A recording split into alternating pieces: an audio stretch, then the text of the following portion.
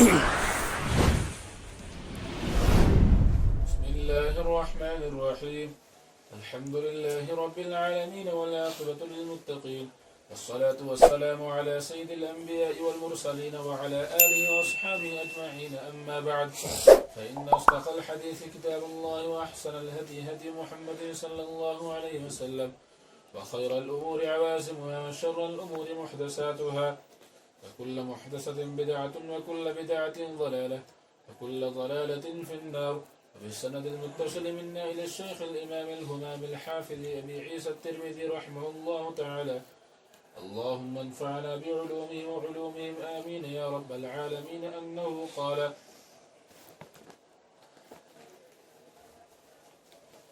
باب ما ذكر من التسمية في دخول الخلاء. اوپر کا باب في الاغتسال عندما يسلم الرجل. باب فی الاغتسال عندما یسلم الرجل. جب کوئی آدمی مسلمان ہو، اسلام قبول کرے، تو ان کے لیے غسل کرنے کا بیان. تو اسلام قبول کرنے کے بعد غسل کرنے کا بیان. یہ جو ہم لوگ اسلام قبول کرنے سے پہلے غسل کراتے ہیں، یہ اصل حکم نہیں ہے. یہ اصل حکم نہیں ہے. ہاں، ہماری بعض کتابوں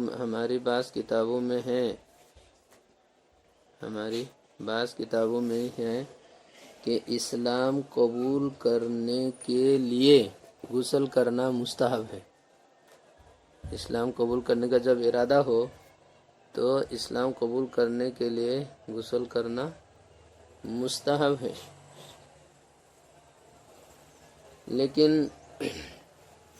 یہ غسل حقیقتاً اصل نہیں ہے، اور اس کے لیے زیادہ سے زیادہ دلیل کے طور پر حضرت ثمامہ رضی اللہ تعالیٰ عنہ کا جو قصہ ہے وہ پیش کر سکتے ہیں، جس میں ان کا قصہ ہے کہ آپ صلی اللہ علیہ وسلم ان کے پاس سے گزرے تھے، اور پھر آپ نے فرمایا تھا: اطلقوا ثمامہ کو چھوڑ دو.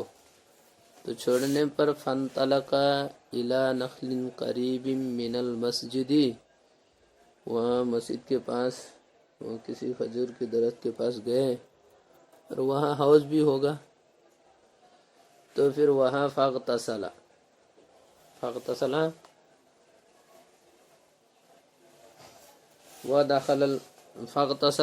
ثم دخل المسجد فقال: اشهد ان لا الہ الا اللہ وان محمدا عبدہ ورسولہ. یہ کہہ کر وہ مسلمان ہوئے. اس میں جو قصہ ہے کہ وہ حضرت ثمامہ رضی اللہ تعالیٰ عنہ گئے اور انہوں نے غسل کر کے آ کر اسلام قبول کیا. بس اس سے کچھ استدلال کر سکتے ہیں. لیکن یہاں ایک تو بات یہ ہے کہ یہ زیادہ سے زیادہ حضرت ثمامہ رضی اللہ تعالیٰ عنہ کو ان کا اپنا عمل ہے. دوسرا یہ بھی ممکن ہے کہ اگر ان کا عمل بھی ہو تب بھی اس میں یہ عمل صرف اسلام قبول کرنے کے لیے نہیں تھا، بلکہ وہ سوچ رہے ہوں گے کہ مسجد کے اندر جانا ہے تو غسل کر کے جانا چاہیے. اپنے اعتبار سے مسجد کے اندر جائیں گے، چاہ رہے تھے، اس لیے غسل کر کے جانا چاہیے کر کے وہ سوچ کے گئے ہوں گے. بہرحال اصل حکم یہ نہیں ہے کہ اسلام سے پہلے غسل کرایا جائے، بلکہ اصل حکم اسلام قبول کر لینے کے بعد غسل کرنے کا ہے. تو اسلام سے پہلے غسل زیادہ سے زیادہ مستحب ہے. بعد میں غسل کرنے کا کیا حکم ہے؟ بعد میں اسلام قبول کرنے کے بعد غسل کرنا ہے، اس کا حکم کیا ہے، اس کی حیثیت کیا ہے، اس سلسلے میں ائمہ کا اختلاف ہے. اور اس میں چونکہ مختلف صورت ہو سکتی ہیں، جیسی جیسی صورت ہوگی حکم بھی ایسے ہی آئے گا. امام احمد بن حنبل رحمۃ اللہ علیہ کے نزدیک تو کوئی صورت نہیں ہے، ہر صورت میں غسل فرض ہے، ہر صورت میں غسل فرض ہے ان کے ہاں۔ باقی ان کے علاوہ بقیہ ائمہ یہ کہتے ہیں کہ اگر کوئی آدمی مسلمان ہو اور مسلمان ہونے سے پہلے حالت کفر میں غسل واجب کرنے والی کوئی چیز پائی جائے، جس کو موجبات غسل کہتے ہیں، موجبات غسل کوئی چیز پائی جائے اور غسل کیے بغیر اسلام قبول کرے، اسی حالت میں موجبات غسل کوئی چیز ہو اور غسل کیے بغیر اسی حالت میں اسلام قبول کرے، تو پھر ان تینوں حضرات کے نزدیک بھی، ان تینوں سے مراد امام صاحب، امام مالک اور امام شافعی، امام احمد کیا تو ہر صورت میں فرض ہے، تو ان تینوں حضرات کے نزدیک بھی اس صورت میں بھی غسل فرض ہے۔ جنابت کے ساتھ یا حیض کی وجہ سے غسل واجب ہوا تھا، نہیں کیا، یا نفاس کی وجہ سے غسل واجب ہوا تھا، غسل نہیں کیا تھا، یا جنابت کی وجہ سے غسل واجب ہوا تھا، فرض ہوا تھا، غسل نہیں کیا، تو اب جب اسلام قبول کرے گا تو غسل فرض رہے گا۔ اب ایک صورت یہ ہے کہ موجبات غسل کوئی چیز پائی تو گئی تھی، لیکن بعد میں وہ کیا کر لیا، اس نے غسل بھی کر لیا تھا، یعنی حالت کفر میں موجبات غسل پیش آنے کے بعد غسل بھی کر لیا، اب اس کے بعد اسلام قبول کر رہے، اس صورت میں غسل کا کیا حکم ہوگا؟ امام احمد کی بات تو پہلی ہو گئی ہے کہ ان کے یہاں تو اس صورت میں بھی واجب فرض ہے۔ یہ جو صورت ہے، اس صورت میں امام شافعی اور امام مالک یہ دونوں حضرات بھی کہتے ہیں کہ اس صورت میں بھی غسل فرض ہے، اس صورت میں بھی کیا ہے، غسل فرض ہے، اس لیے کہ پہلے اگرچہ موجب غسل کے بعد غسل اگرچہ کر لیا تھا لیکن وہ غسل کافی نہیں، نیت شرط ہونے کی وجہ سے، لہذا اسلام قبول کرنے کے بعد غسل فرض ہے۔ اور ہمارے یہاں امام صاحب رحمۃ اللہ علیہ کے نزدیک، البتہ امام مالک کی تھوڑی سی ایک بات رہے گی، امام مالک یہ کہتے ہیں کہ اگر اس نے اسلام قبول کرنے کا پختہ ارادہ کر لیا تھا، اگرچہ زبان سے اسلام تو قبول نہیں کیا تھا، دل میں پختہ ارادہ ہے، اس کے بعد اگر اس نے غسل کیا تب اس غسل کا اعتبار ہو جائے گا۔ جنابت کے بعد غسل کیا تھا، جنابت کے بعد اسلام کا پورا ارادہ کر لیا اور غسل کیا، اس کے بعد اسلام قبول کر رہے، اب کہہ رہے اس غسل کا اعتبار ہوگا، لہذا اب اسلام قبول کرنے کے بعد غسل کرنا فرض نہیں ہے، مستحب ہے۔ یہ بھی ایک صورت، یہ ان کے ہاں یہ ایک صورت بھی ہے۔ ہمارے یہاں یہ جو ابھی صورت پیش آئی کہ جنابت کے بعد یا موجب غسل کے بعد غسل کر لیا اور اسلام قبول کیا، تو ہمارے یہاں اسلام قبول کرنے کے بعد دوبارہ غسل کرنا مستحب ہے۔ اسلام قبول کرنے کے بعد کیا ہے، اب غسل کرنا مستحب ہے۔ یہ صورت ہے۔ اب ایک صورت یہ ہے کہ اگر حالت کفر میں موجب غسل کوئی چیز نہ پائے جائے، ممکن ہے، جیسے کسی عورت نے اسلام قبول کیا، اس کو حیض بھی نہیں آیا، جنوبی بھی کبھی نہیں ہوئی تھی، نفاس کا تو مسئلہ ہی نہیں ہے، مان لو ایسا ہے، اس طرح سے ایک دم بالغ ہوتے ہی یا بالغ ہونے سے پہلے ہی، بالغ ہوتے ہی وہ ہو رہے ہیں، جب تک جنوبی یا جنابت و نبت کچھ لاحق نہیں ہوئی ہیں، تو تو ایسے آدمی جنابت کبھی بھی موجب غسل کوئی چیز نہیں پائی گئی، ایسے آدمی اگر مسلمان ہو رہا ہے ان کے اوپر غسل کا کیا حکم ہے؟ امام احمد کہیں گے ان کے اوپر بھی فرض ہے، وہی پہلی بات۔ باقی تینوں امام کہیں گے اس صورت میں غسل صرف مستحب ہے، اس صورت میں غسل کیا ہے؟ مستحب ہے۔ اسلام قبول کیا اس لیے غسل کرنا مستحب ہے۔ تو یہ جو مستحب والی صورت، جس صورت میں غسل مستحب ہے اس صورت میں کچھ اور کام بھی، جیسے کپڑے پہنے ہوئے ہیں، کپڑے پہنے ہوئے ہیں تو ان کپڑوں کو بھی دھولنا بھی مستحب ہے، اور اس طرح سے ناخن کاٹنا یہ بھی مستحب ہے، سر کے بال وغیرہ کاٹنا منڈوانا، سر کے بال کاٹنا، سر کے بال منڈوانا، گنجا کرنا، یہ سب بھی کیا ہے؟ مستحب ہے۔ اس کے ساتھ ساتھ آگے نو مسلم کے لیے ایک جو بہت اہم حکم ہے وہ کیا ہے؟ ختنہ کرنے کا مسئلہ ہے۔ ختنہ کرنا یہ بھی ضروری ہے۔ ختنہ کرنا تو بعض ائمہ کے نزدیک واجب ہے، تو اگر جن کے نزدیک واجب ہے ان کے یہاں تو مسئلہ ہی نہیں رہا ہے، کرنا ہی ہے۔ ہمارے ہاں اصل حکم ختنہ سنت ہے۔ ختنہ کیا ہے؟ سنت ہے۔ تو نو مسلم عام طور سے کیا ہوں گے؟ بالغ یا بڑے ہوں گے، جن کے لیے ستر عورت ضروری ہے، فرض ہے، اس کے باوجود ختنہ کرنا سنت ہے۔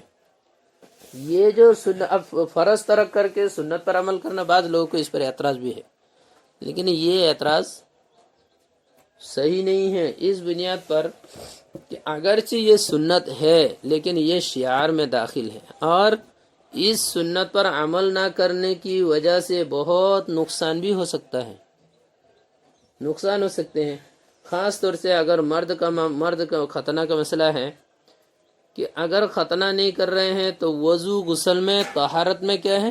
کمی رہے گی، طہارت میں کمی رہے گی، طہارت مکمل نہیں ہو سکے گی، طہارت نہیں ہو پائے گی، جس کی وجہ سے کیا ہے؟ نماز نہیں ہوگی۔ دیکھو، نماز نہیں ہوگی، دوسرے کوئی عمل نہیں کر پائیں گے، تو کیا ہے؟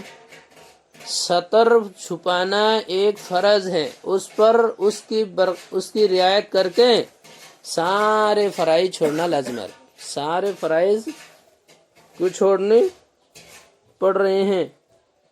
اس لیے اگرچہ وہ سنت ہے لیکن وہ ایسی سنت ہے کہ اس سنت پر عمل کے لیے اگر فرض ترک کرنا پڑ رہے ہیں تب بھی فرض ترک کرنے کی اجازت ہے، تاکہ بہت سارے فرائض بچ سکے۔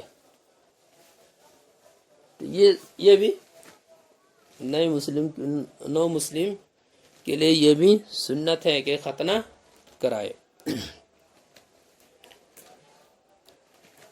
تو اب یہ جو مسئلہ حدیث میں ابھی بنیادی بات یہ تھی کہ جو بھی مسلمان ہو ان کو کیا کرنا ہے؟ غسل کرنا فرض ہے، جیسے امام احمد بن حنبل برابر کہہ رہے ہر صورت میں۔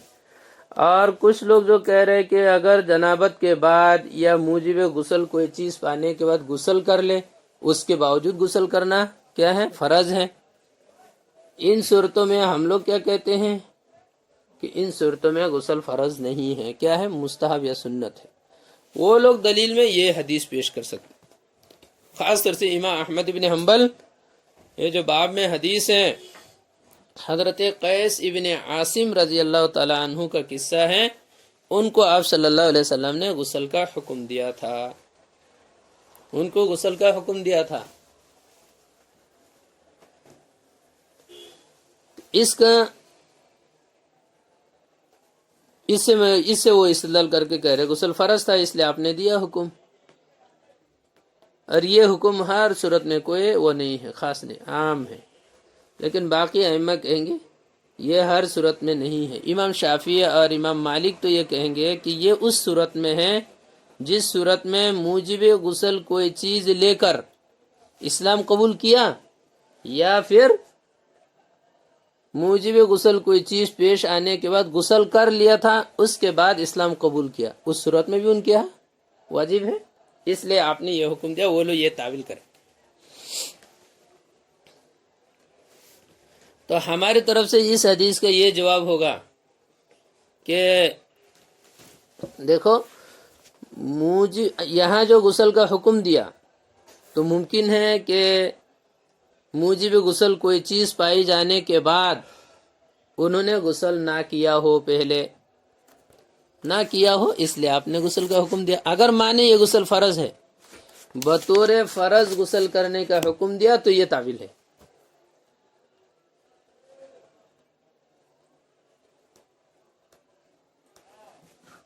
اور یہ بھی ممکن ہے کہ آپ کا جو حکم ہے ان کو یہ فرضیت کے طور پر نہیں بلکہ مستحب پر عمل کے لیے استحبابی حکم تھا، استحبابی حکم تھا، یہ بھی جواب ہے۔ اب یہ تعویل کیوں کر رہے ہیں؟ یہ تعویل کیوں کر رہے ہیں؟ حالانکہ تو امر ہے، الامر للوجوب ہونا چاہیے، تو ہم لوگ یہ تعویل اس لیے امر وجوب کے لیے یہاں نہیں ہے۔ وجہ کیا؟ اس کے ایک دم بہت اہم وجہ بہت صاف صاف ہے، وہی حضرت ثمامہ رضی اللہ تعالیٰ عنہ کا قصہ جس میں ابھی وہ تھا۔ اس میں کیا ہوا؟ انہوں نے اسلام قبول کرنے سے پہلے غسل کیا، کرنے کے بعد اسلام قبول کیا، اسلام قبول کرنے کے بعد آپ صلی اللہ علیہ وسلم نے ان کو دوبارہ غسل کا حکم دیا؟ دوبارہ تو غسل کا حکم نہیں دیا۔ اسلام سے پہلے غسل کو بیان کر رہے راوی، اگر دوبارہ آپ نے غسل کا حکم دیا جو فرض ہے، آپ کے کہنے کے مطابق جو فرض ہے، اگر اس کا بھی آپ نے حکم دیا ہوتا تو اس کو راوی ضرور نقل کرتے، وہ تو نہیں کر رہا۔ اس کا کیا مطلب ہوا؟ ہر صورت میں غسل فرض نہیں ہے، اگر پہلے غسل کر لیا تب بھی فرضیت ختم، تب بھی فرضیت کیا ہے؟ ختم ہو گئے۔ یہ حدیث امام شافعی وغیرہ کے بھی خلاف ہے۔ ظاہر سی بات ہے، جنابت کے حالت میں تو ہوں گے پہلے، پھر غسل کیے ہیں، غسل کرنے کے بعد اسلام قبول کیا، آپ نے اسی غسل کا اعتبار کر لیا، دوبارہ غسل کا حکم نہیں دیا، معلوم ہوا غسل فرض نہیں ہے، غسل فرض نہیں ہے۔ تو اسلام سے پہلے اگر غسل کر لیا تو بس ہو گیا۔ اگر بلا موجب غسل اسلام قبول کر رہے ہیں، ایسی صورت میں بھی غسل کا کوئی حکم نہیں ہے۔ بہرحال یہ تو ایک بہت آسان قصہ ہے جو بات سمجھنے کے لیے۔ اس کے علاوہ بھی دیکھو، آپ صلی اللہ علیہ وسلم نے اسلام قبول کرنے کے بعد غسل کرنے کا جو حکم دیا ہے، وہ یہاں یہ ایک قصہ مل رہا ہے، حضرت قیس بن عاصم رضی اللہ تعالیٰ عنہ کو حکم دیا۔ اسی طرح سے ایسی ہی 2-3 اور قصے ہیں، ایسے نہیں ہے کہ نہیں دیا، بالکل ہے، اور 2-3 قصے ہیں جس میں آپ صلی اللہ علیہ وسلم نے اسلام قبول کرنے کے بعد غسل کا حکم دیا۔ عمدۃ القاری میں علامہ عینی رحمۃ اللہ علیہ نے کئی قصے نقل کیے ہیں جس میں آپ صلی اللہ علیہ وسلم نے چند صحابہ کو غسل کا حکم دیا تھا۔ لیکن وہ چند کے علاوہ، یہ جو چند قصے ہیں، ان کے علاوہ لاکھوں صحابہ مسلمان ہوئے ہیں،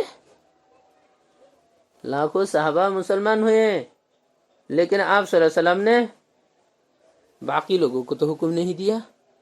اگر فرض ہوتا تو ظاہر سی بات ہے سب کو حکم ہوتا، سب کو حکم ہوتا، یا کہیں آپ صلی اللہ علیہ وسلم صاف لفظوں میں بول دیتے عام حکم میں کہ بھائی جو بھی اسلام قبول کرے ان کے ذمہ غسل فرض ہے، یہ کہتے تو معلوم یہ ہو رہا کہ یہ جو قبول اسلام جو ہے یہ موجب غسل نہیں ہے، موجب غسل نہیں ہے۔ اگر اسلام سے پہلے غسل کر لیا تب بھی اس کا اعتبار ہوگا۔ ایک تو اگر موجب غسل سرے سے پائے ہی نہ جائے، ایسی صورت میں غسل واجب ہوگا ہی نہیں، کسی کا بھی نہیں ہوگا امام احمد کے علاوہ۔ باقی اگر موجب غسل کوئی چیز ہو اور غسل کر لے، اس صورت میں بھی غسل واجب نہیں ہونا چاہیے۔ اسی وجہ سے آپ نے سارے صحابہ کو غسل کا حکم نہیں دیا۔ اگر غسل کا حکم دیتے آپ تو اتنے سارے صحابہ مسلمان ہو رہے، سب کو حکم ہوتا، اور یہ مسئلہ شاید سب سے زیادہ ہم تک نقل ہو کر آتا، کیونکہ سارے صحابہ کہتے کہ اللہ کے رسول نے مجھے حکم دیا غسل کا، مجھے دیا، سب کہتے، اس کے برخلاف کوئی بھی نہیں کہے، دو ایک صحابی ہیں جو کہتے ہیں ان میں یہ بھی تو ممکن ہے کہ آپ صلی اللہ علیہ وسلم کو معلوم ہو گئے ہو کہ جنابت کے ساتھ مسلمان ہو رہے ہیں، جنابت کے ساتھ مسلمان ہو رہے ہیں، جناب جنوبی ہونے کی حالت میں غسل نہیں کیا اس لیے مسلمان اسی حالت میں مسلمان ہو رہے، تو آپ نے کہا بھائی تمہارے لیے تو فرض ہے جاؤ، تو بالکل متفق علیہ صورت ہے۔ اس لیے صرف ان جیسے قصوں سے اس کو فرض قرار دینا یہ زیادہ صحیح معلوم نہیں ہوتا ہے۔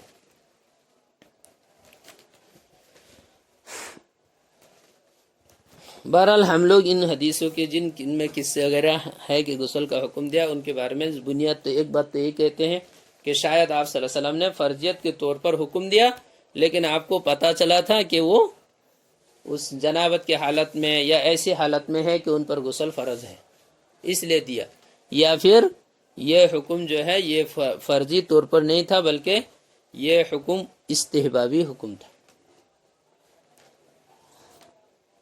پڑھیے۔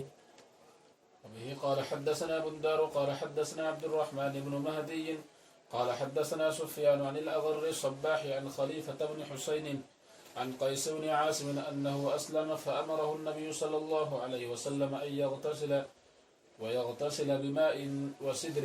آپ صلی اللہ علیہ وسلم نے حکم دیا تھا ان کو کہ غسل کریں، اور یہ بھی حکم دیا تھا کہ وہ کیا کریں، بیری کے پتوں کے پانی سے غسل کریں، بیری کی پانی سے غسل کریں، یہ حکم دیا۔ آج کل یہ ہوگا کیا کہ صابن سے غسل کریں، مطلب یہ تھا مقصد آپ کا یہ تھا کہ اس غسل میں تھوڑا سا کیا کریں، مبالغہ کے ساتھ غسل کریں، میل کچل دور کر کے غسل کرے۔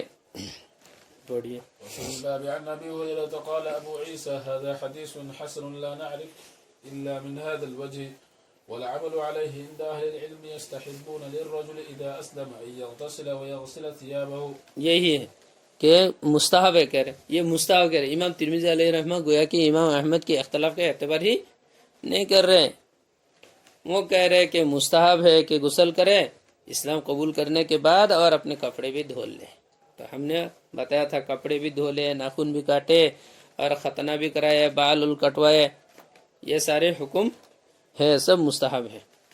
پڑھیے۔ باب ما ذكر من التسمية في دخول الخلاء۔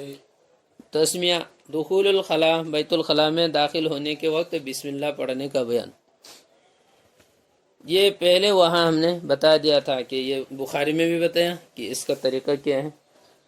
بسم اللہ پڑھنے کا بیان بھی حدیث میں موجود ہے، جیسے مشہور دعا ہے اللہم انی اعوذ بک من الخبث والخبائث، اسی طرح سے شروع میں بسم اللہ پڑھنے کا بھی بیان ہے جیسے یہاں آ رہا ہے۔ اور یہاں حدیث میں لفظ دیکھو، آپ صلی اللہ علیہ وسلم فرما رہے ہیں ستر ما بین اعین الجن وعورات بنی آدم اذا دخل احدهم الخلاء ان یقول بسم اللہ۔ اگر بیت الخلاء میں داخل ہونے کے بعد بسم اللہ پڑھ دے تو پھر جن اور جنوں کی آنکھوں کی اور بنی آدم کی عورت کے بیچ میں پردہ ہو جاتا ہے۔ یہ فائدہ ہے بسم اللہ پڑھنے کا گویا کہ، اس لیے بسم اللہ پڑھنا چاہیے۔ یہ حدیث من حیث سند اگر سے کمزور ہے، لیکن اس بات کو ثابت کرنے والی حدیث کئی سندوں سے منقول ہے، وہ سب اتنے کمزور نہیں ہیں۔ وقد رویہ عن انس عن النبی صلی اللہ علیہ وسلم شیء فی ھذا، جو آ رہے حضرت انس رضی اللہ تعالیٰ عنہ والی حدیث، وہ کچھ مضبوط ہے، وہ کچھ مضبوط ہے، وہ اتنے کمزور نہیں ہے۔ اس میں بھی یہی مضمون ہے کہ جب کوئی آدمی بیت الخلاء میں جائے تو وہ پہلے بسم اللہ پڑھے اور پھر اس کے بعد بسم اللہ اعوذ بک من الخبث والخبائث، یہ مضمون ہے، یہ پڑھنے کا بیان ہے۔ تو اس لیے ہم نے بتایا تھا کہ اصل پڑھنے کا طریقہ یہ ہے کہ پہلے بسم اللہ پڑھے اور پھر اس کے بعد اللہم انی اعوذ بک من الخبث والخبائث پڑھ لے۔ تو آداب خلاء میں سے یہ چیز ہے کہ کیا دونوں پڑھ لے، دونوں پڑھ لے، یہ کامل ادب ہے، کامل سنت ہے یہ دونوں پڑھنا۔ ان میں سے کسی پر ایک پر اکتفا کر لیں، اس سے بھی یہ سنت ادا ہو جائے گی، ایک سے بھی سنت ادا ہو جائیں گے اصل سنت، لیکن کامل سنت جمع کی صورت میں ہوں گے، کامل سنت جمع کرنے کی صورت میں ہوں گے. اس لیے بہتر صورت یہی ہے کہ اللہم انی بسم اللہ اللہم انی اعوذ بک من الخبث والخبائث اس طرح سے پڑھے. پڑھیے. قال حدثنا محمد بن حميد الرازي قال حدثنا الحكم بن بشير بن سلمان قال حدثنا خلاد الصفار عن الحكم بن عبد الله النصري عن ابي اسحاق عن ابي جحيفة عن علي بن ابي طالب ان رسول الله صلى الله عليه وسلم قال ستر ما بين اعين الجن وعورات بني ادم اذا دخل احدهم الخلاء ان يقول بسم الله. قال أبو عيسى هذا حديث غريب لا نعرفه إلا من هذا الوجه وإسناده ليس بذلك وقد روي عن أنس عن النبي صلى الله عليه وسلم شيء في هذا